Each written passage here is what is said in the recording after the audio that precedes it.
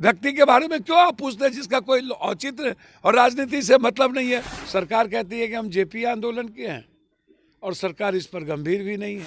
कोई बोलने को तैयार नहीं होता है, कोई लड़ने को तैयार नहीं होता है। लड़ाई सुप्रीम कोर्ट तक ले जाएंगे और जरूरत पड़ेगी तो 12 तारीख को बिहार बंद भी करेंगे। नमस्कार, देश न्यूज में आप सभी दर्शकों का स्वागत है। मैं प्रीति दयाल आपके साथ। देखिए, बिहार में बीपीएससी के अभ्यर्थियों का लगातार धरना प्रदर्शन जारी है, हंगामा किए जा रहे हैं, बवाल देखा जा रहा है और इन तमाम गतिविधियों के बाद आज आखिरकार री एग्जाम लिया गया। जी हां, बता दें कि वे सभी अभ्यर्थी जिनका सेंटर बापू परीक्षा केंद्र पर गया था, 13 दिसंबर को जब परीक्षा ली गई थी तो धांधली के आरोप लगाए गए थे, जिसके बाद एक बार फिर से 12,000 अभ्यर्थियों के लिए री एग्जाम का ऐलान किया गया था। तो वहीं आज तमाम बवाल के बीच उन सभी अभ्यर्थियों की परीक्षाएं ली गई। तो वहीं दूसरी ओर जो अन्य परीक्षार्थी हैं, जो अन्य अभ्यर्थी हैं, वे अभी भी धरना प्रदर्शन पर डटे हुए हैं और उनका कहना है कि केवल बापू परीक्षा केंद्र ही नहीं बल्कि बिहार में जितने भी सेंटर पर बीपीएससी की परीक्षा ली गई थी, उन सभी सेंटर पर जो परीक्षा ली गई थी उसे रद्द किया जाए और एक बार फिर से सभी अभ्यर्थियों के लिए री एग्जाम कंडक्ट करवाया जाए। तो लगातार ये मांग किया जा रहा है। बात करें अगर जनसुराज के संरक्षक प्रशांत किशोर की, तो वे भी आमरण अनशन पर बैठ गए हैं। जी हां, बता दें कि पिछले दिनों से लगातार प्रशांत किशोर आमरण अनशन पर बैठे हुए हैं और मुख्यमंत्री नीतीश कुमार से मुलाकात की बात कर रहे हैं, मांग कर रहे हैं। तो वहीं दूसरी ओर पप्पू यादव लगातार कटाक्ष करते हुए दिख रहे हैं जनसुराज के संस्थापक प्रशांत किशोर पर।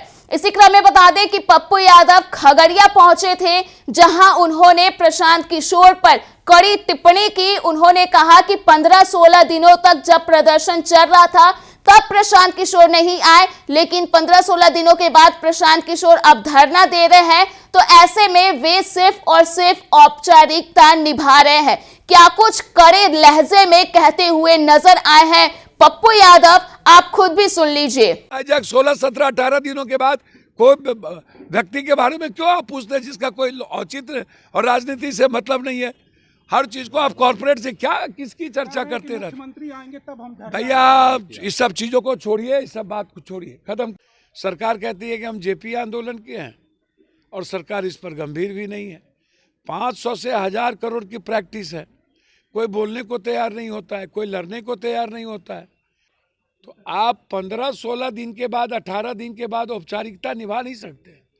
हमने तो कहा कि हम कपिल सिब्बल जी से बातचीत किए हैं, लड़ाई सुप्रीम कोर्ट तक ले जाएंगे और जरूरत पड़ेगी तो 12 तारीख को बिहार बंद भी करेंगे।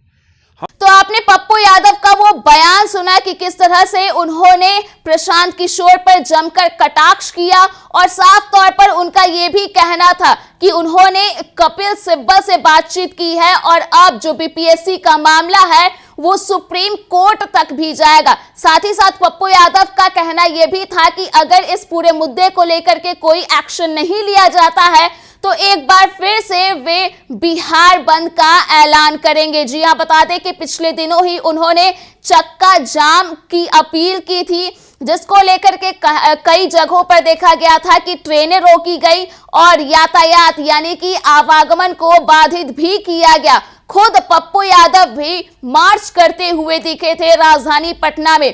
तो कुल मिलाकर के देखा जाए तो यह मामला लगातार सुर्खियों में बना हुआ है। तो वहीं दूसरी ओर प्रशांत किशोर आमरण अनशन पर बैठे हुए हैं, मुख्यमंत्री नीतीश कुमार से बातचीत करने की मांग पर अड़े हुए हैं। तो वहीं दूसरी ओर पप्पू यादव भी लगातार बीपीएससी के अभ्यर्थियों का मुद्दा उठा रहे हैं और उनका समर्थन देते हुए लगातार सरकार से मांग भी कर रहे हैं।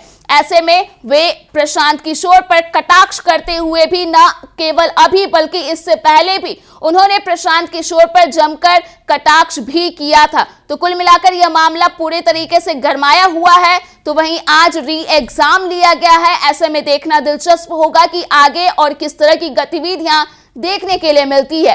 तो फिलहाल के लिए इस खबर में इतना ही। अगर आपने अभी तक हमारे YouTube चैनल को सब्सक्राइब नहीं किया है तो इसे जाओ सब्सक्राइब कर दें। इसके साथ ही अगर ये वीडियो फेसबुक के माध्यम से देख रहे हैं तो पेज को लाइक करना ना भूलें।